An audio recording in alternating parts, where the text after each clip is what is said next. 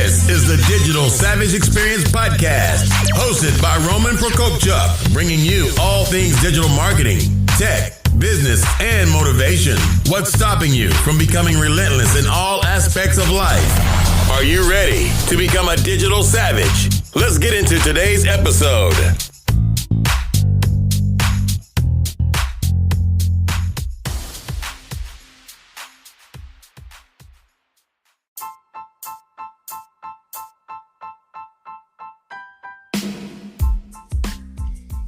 Hey everyone, this is Roman Prokopchuk, and this is the Digital Savage Experience Podcast. Today I have with me Ari Gunzburg, who is a wilderness liaison and motivational speaker. Hey Ari. Hey Roman, how you doing? Good. So let's just jump right into it. So what is your origin story? Where'd you get started and how'd you end up here in 2019? Okay, so how'd I get started doing what I'm doing now? Because my origin story is my parents, you know? No, sorry. Yeah. I'm being difficult. No, I'm sorry. It's so my origin story to how I got to where I am now, correct? Correct. In terms of, your life in 2019, your profession, where you are as a, person. Okay. So I'm going to try and jump pretty far back and then speed up to get more to the more recent stuff. So growing up, I had a lot of issues growing up. Just when I was 10 years old, I was on a field trip with a teacher, and the teacher passed away, and that, as you can imagine, had a profound impact on my life. So then when I became a teenager and there was already other things to create friction and problems and other stuff also, like I just ended up going through a pretty difficult time as a teenager, getting into trouble and just different experiences that were wouldn't necessarily be the best thing for somebody, but thankfully in my life at this point, they've essentially become basically transformative experiences in that I've been able to gain the good out of them while not allowing them to weigh down my life. So that's back then. So then I started working when I was like around 10 years ago, a little bit more than that. A friend of mine, he's since died. He was older, he wasn't young. But a friend of mine pushed me to go and use my skills as a graphic artist to start doing marketing and graphic design and stuff like that. I ended up in that field, and it was really a stopgap. I started doing that business because I was good at it and because I could make some money at it. And I ended up being in that field probably 5 years longer than I should have. Not to say that I had any idea what to do with myself otherwise, which is another reason why I ended up staying in that field. So I realized a few years ago when I was working with a business coach that I would prefer to not be in the graphics and marketing field. I like marketing. I like certain aspects of it. There's just other aspects of it that I don't really like that much. And it's not as fulfilling for me as other things are. So I was working with a business coach, and he helped me realize that that was not the best career for me. It's a great career. It's just, it wasn't for me. And so we were talking and trying to figure out what I should be concentrating my time and efforts on. And at some point in time, speaking came up, and I started exploring it a little bit more. And at around the same time, it may have been plus minus a few months. Like I can't tell you exactly which one happened first, but it's all happening around the same time. A friend of mine asked me to come. This lady worked in a juvenile detention center, a juvenile correctional facility at the time. She doesn't work there anymore, but so she worked at this place, and she wanted to bring in people to come and talk to the guys.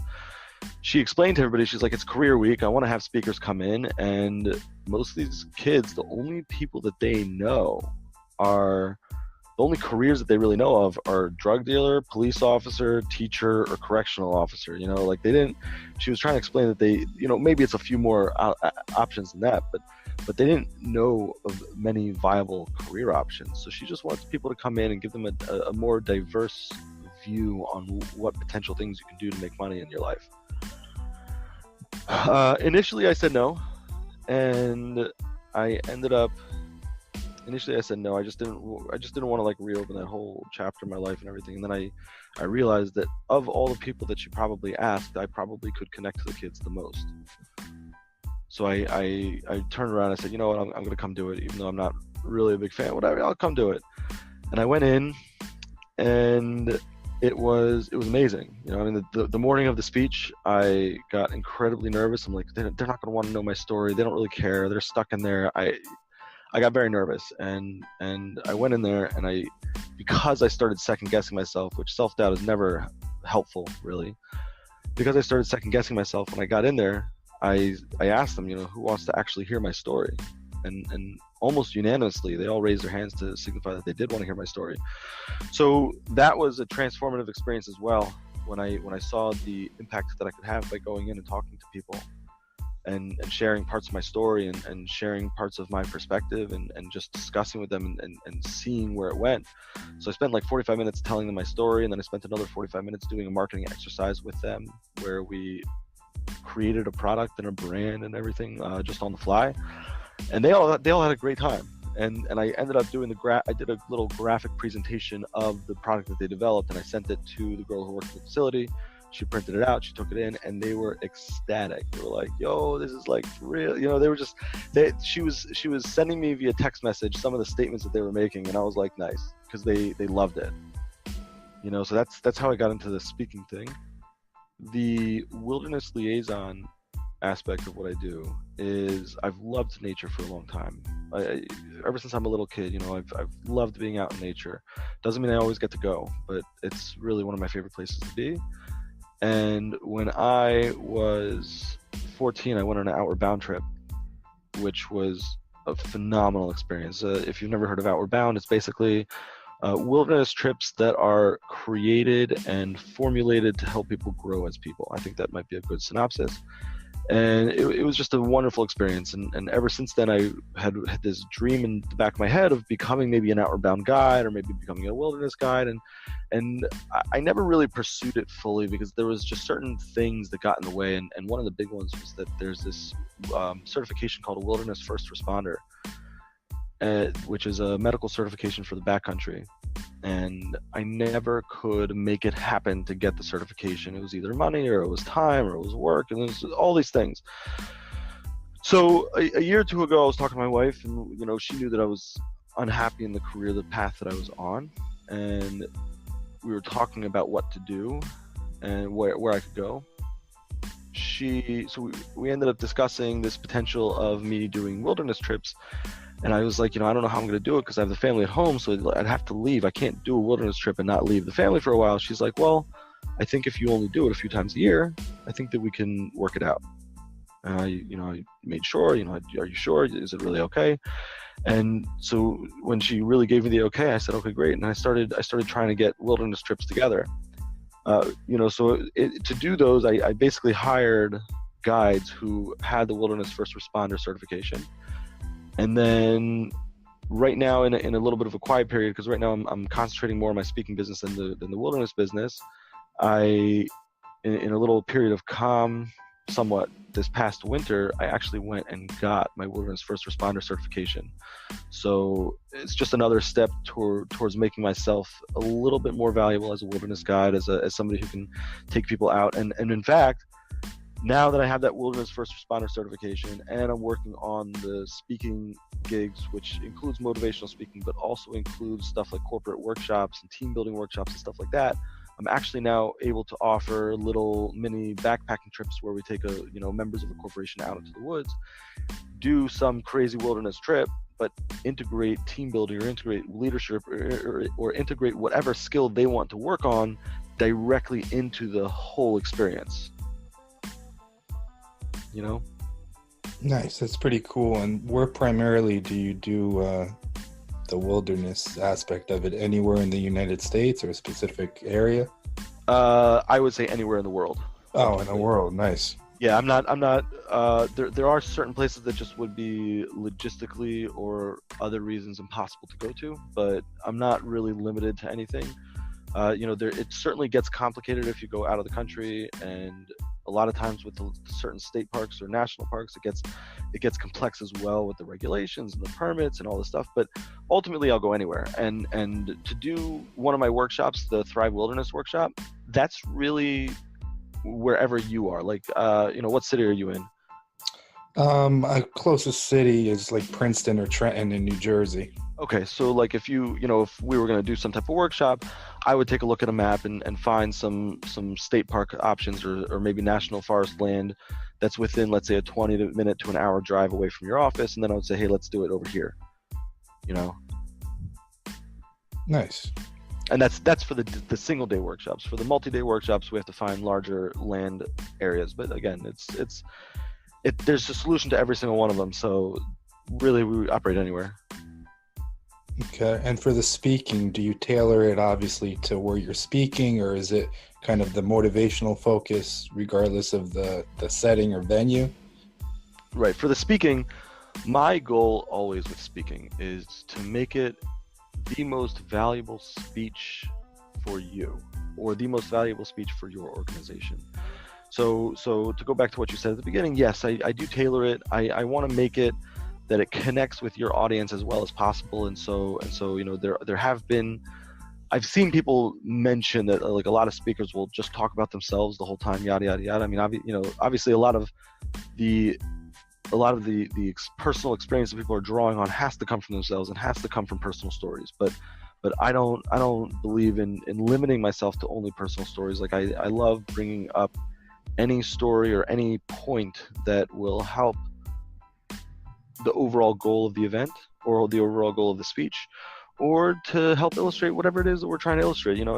Every single event and every single goal is different. So I'm there to help people accomplish their goals in whatever way possible. Yeah, that makes sense. So what is your greatest flaw that has become your greatest asset? I love it, the interview type question, job interview. What's the greatest flaw? Yeah, I think it stumps a lot. My biggest flaw is that I come to work too early. I'm just stalling for time over there. That's a flaw. No, my biggest flaw is, I don't know biggest, but I'll pick a big one. One flaw that I do notice is that I am a little bit all over the place, and that's not to say, and it's become an asset because I'm able to do and concentrate on a number of things at the same time. Or rather, not concentrate on a number of things at the same time, but I'm able to hold on to a few things. One of the things that I'm working on right now is I'm in the middle of building a team that is the purpose behind the team is to make it so that I can rest a little bit easier. To that effect, I have people that are dealing with my podcast and my audio stuff, and I have people who are dealing with my video stuff, and I'm working very hard because naturally I don't delegate. So I'm working very hard on making sure that I delegate more and more so that I have less stuff, so that I can be in all the spaces that I need to be in, but not doing it all myself. So that I can be able to concentrate on the things that I really need to be able to concentrate on, and leave the other aspects of what I'm doing to trusted team members who are going, they're obviously, working with me and working under my direction, and we're working on it together to make sure that it comes out like what the goal is, to make sure that it accomplishes the goal. But that's something, the being all over the place and finding it within myself that it's okay to delegate and okay to allow people to bring their own creative vision. That's another thing, is micromanagement. I think it's like runs in my family, So that's I'm working very hard on myself. That I'll give you an example. My video guy, I sent him some clips, some footage that I took, and I gave him some instructions about what I wanted it to look like. And he sent it back to me, and it wasn't really anything like what I thought. We're talking maybe 40% of what I thought it was going to be. It was. So my old self from years ago, I would have been like, no, it can't be like that. Do it exactly like this. But I was like watching it and I said, you know what? It may not have been what I thought it was going to be, but this is good. And this is getting the message across that I wanted to get across. So as far as I'm concerned, that's a home run. Yeah, and I think, I guess as you get older, a little bit more comfortable to delegate out, it becomes easier. Yeah, I don't disagree with that, although I don't know, at least for myself, I don't know how much age has to do with it. I think maybe maturity does have to do with it, or maybe it's just a matter of, and I don't know, I don't have the answer for this, but maybe it's just a matter of coming to the realization that it doesn't all have to be exactly your way. maybe that's what it is. And some people may be able to come up to that realization when they're 18 or 20, and some people maybe need to wait until they're 60 or 70 to come to that realization. And unfortunately, there are probably people who will never get it. But that's the world. Yeah, I agree with that statement. So, what's one piece of professional advice you can leave with the audience? Great question. What type of audience? Just anyone listening to the podcast, whether it's like on the motivational speaking side or obviously the nature side, you can, include both if you like. Okay. Well, the motivational speaking side, I would say, don't give up. You can recognize that life is full of mountains and valleys, and sometimes you may be going through a hard time. And if you recognize that you are between two mountains, it's easier to continue to go than if you think that that's it and it's all over. So don't give up. Just keep on going, because even though you may be on the downward part of a mountain right now, very soon you'll be back up on the upward slope. So just keep moving forward and don't give up. And on the nature side of things, and this is a big one, especially in today's world where everybody's on phones all day and social media, and I'm not really much different.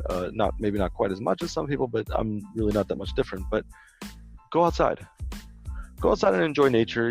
Just find a small park nearby. Go walk in the woods. Go take a walk on a path. You don't have to make it complicated. You don't have to go for a long time, but you will find that if you can leave your phone in the car and just take a few minutes to be with yourself and to allow your thoughts to wander, or even don't let them wander and try and figure out a solution to a particular problem while you take a walk, the health benefits that come from allowing yourself to be outside and enjoying the great outdoors are innumerable, and studies continue to come out showing just how healthy nature is and just how healthy the woods are. So while it may be beyond your skill level to go backpacking or to go deep into the wilderness or whatever, I guarantee you that within a 1 to 2 hour drive, or even a lot of times far less, there are a number of parks with a number of very clearly marked trails or even paved trails, and you can just get out and go take a nice long walk in the woods.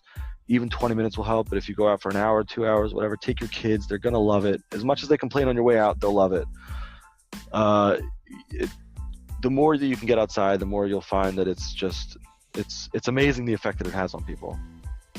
Yeah, I think even from a business sense, I know a lot of CEOs, I think Bill Gates and others like to do walking meetings. So yes, this is like a new trend, is walking meetings, right?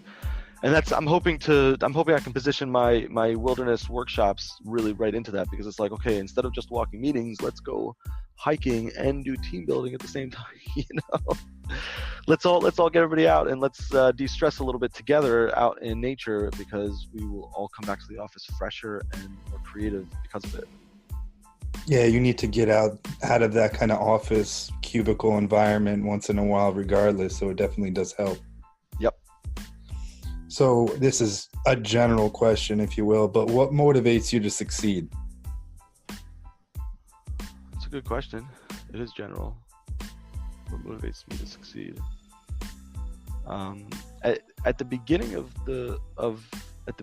of that question comes money to live off of. It's important to be able to make that minimum amount that allows people to pay their bills and decrease stress levels. Once that number's hit, though, my core motivation, I find, comes from my family. I have 4 small kids at home, and from my desire to spark hope in the world, and my wish to help people to reconnect with nature. So, and just to go back to that sparking hope, I know that in my own life, I've gotten to times, life is full of mountains and valleys. I've been at times where briefly, and it was just a brief period, but where at times it felt to some degree or another that there was like no hope, like certain things happen and you end up in this space mentally where maybe you feel like there's very little hope or whatever, just again, mountains and valleys, right? So you're at the bottom of you're in between 2 successes, and you're like, okay, where do I go next? So the more that we can all find hope within ourselves and then share it with other people and help them see that, here's where we can move forward with that. And, it is a mountain and a valley, and right now we're going through a hard time. We're going to be going through an easy time soon, etc.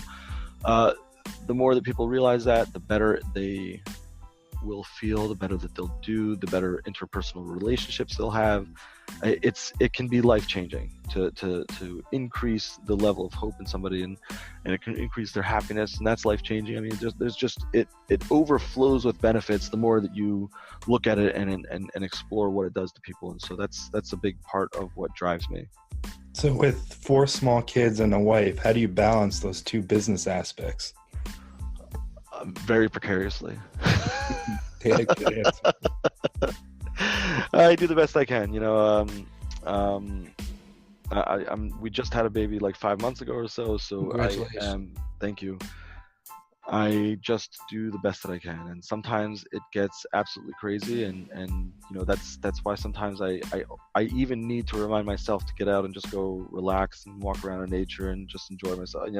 Take a deep breath and move forward. I mean, so it's I do what we all do, and I do the best that I can. And sometimes if I notice that I'm maybe not doing really truly the best that I can, I try and find ways that I can improve upon that.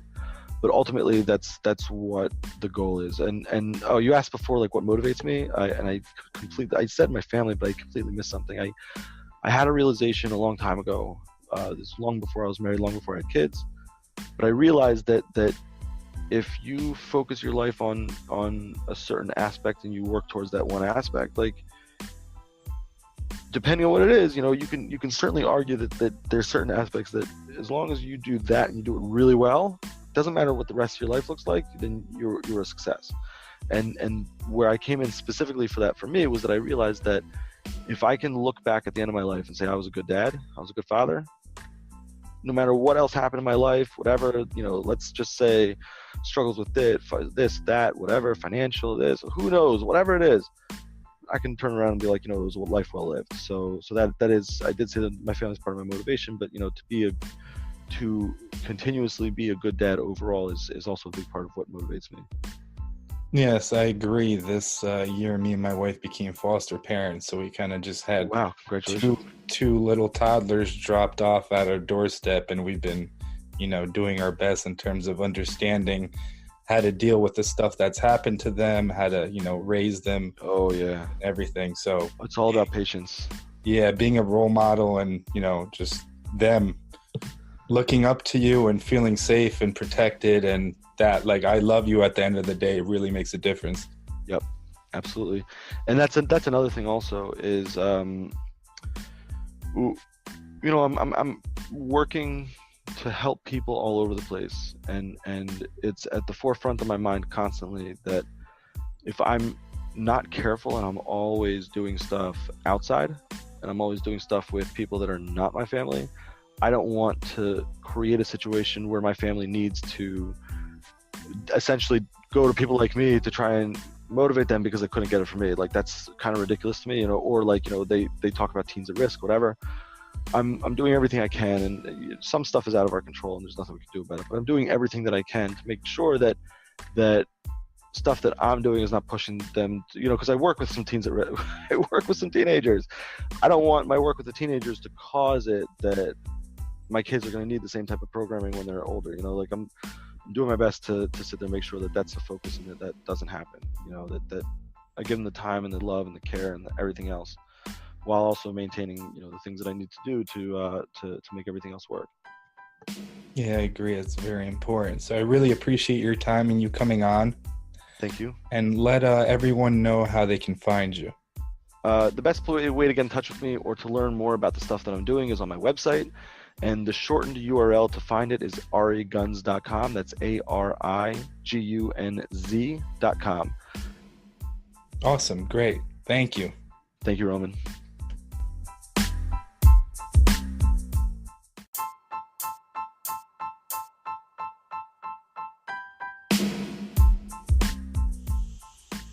If you're like me, finding a place to eat is never an easy thing to do. Whether I'm in my hometown of Ewing, New Jersey, or traveling, I always find myself wishing I had a trusted friend I could call to tell me where to eat. The infatuation is that friend. The infatuation helps you find the right restaurant for any situation. Need a place for a first date? Trying to find a spot for your birthday that you don't want to celebrate except you also kind of do? The infatuation has you covered in all of these situations and many more. So if you ever need to find a place to eat but don't want to read through thousands of unreliable crowdsourced reviews, hit up theinfatuation.com or download their free app for iOS and Android to search thousands of restaurant reviews and guides in 22 major cities around the world. Or let the infatuation do the work for you by sending a text to 64560. A real person will respond and help you find a restaurant that's perfect for whatever situation you find yourself in.